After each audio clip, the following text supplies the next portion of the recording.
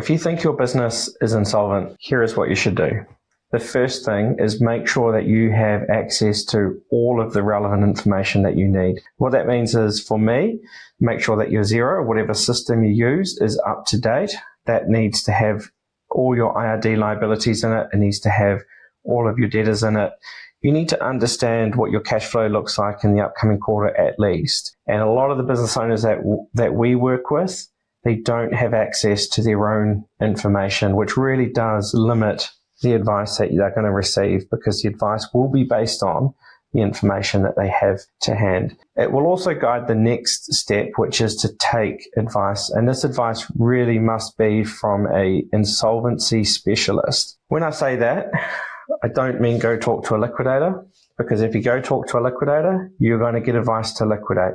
Same when you go to a dentist. You go to a dentist, your advice is, here's a root canal. Get someone whose outcome is not linked to the advice. The next thing to consider is a compromise with creditors. Now, there's generally two ways you can go with a compromise with creditors. One is the formal Companies Act compromise that has an entire process built out behind it. Now, that process comes with cost, but there is some upside with it in that if you can get majority of creditors to vote to support a proposal, that will be binding even on the minority votes who voted against the proposal. If you don't want the cost involved with that process, then an informal process will be sufficient, and in most cases it is. And that is really just negotiating with creditors. It is going to them and telling them what it is that you can do, whether that is 50 cents in the dollar, 70 cents in the dollar, or you need some time to pay. Maybe you need to finish this project before you have cash to pay people. But in that situation, the worst thing that you can do is put your head in the sand. The worst thing that you can do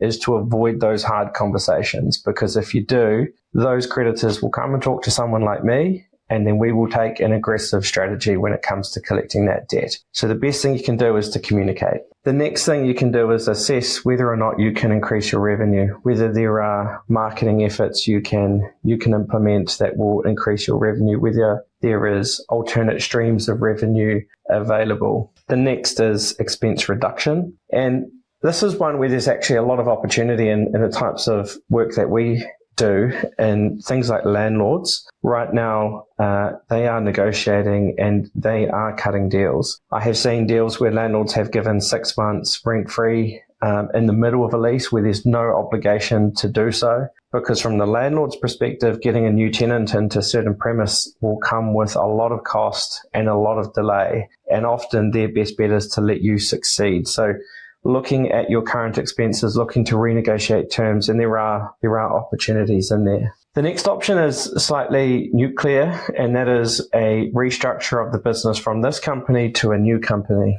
And this is fairly common. You see it all the time, where directors will liquidate their old company, move the business, move the staff, move the contracts. And that is a really effective strategy where all of the problems are legacy problems. It is not an effective strategy if you're going to take the same problems and move it across to a new entity. And that, if you're doing that, it's really just going to delay the inevitable. And the final thing you should consider is your duties as a director, because if you have breached your duties and you liquidate a company, the liquidator and creditors can sue you personally for the debts that are owed. And we see that quite often where directors will continue to trade a company, years beyond its insolvency. And as a result, they become personally liable. They lose the ability to rely on limited liability companies. So that's what you should be considering if your business is insolvent.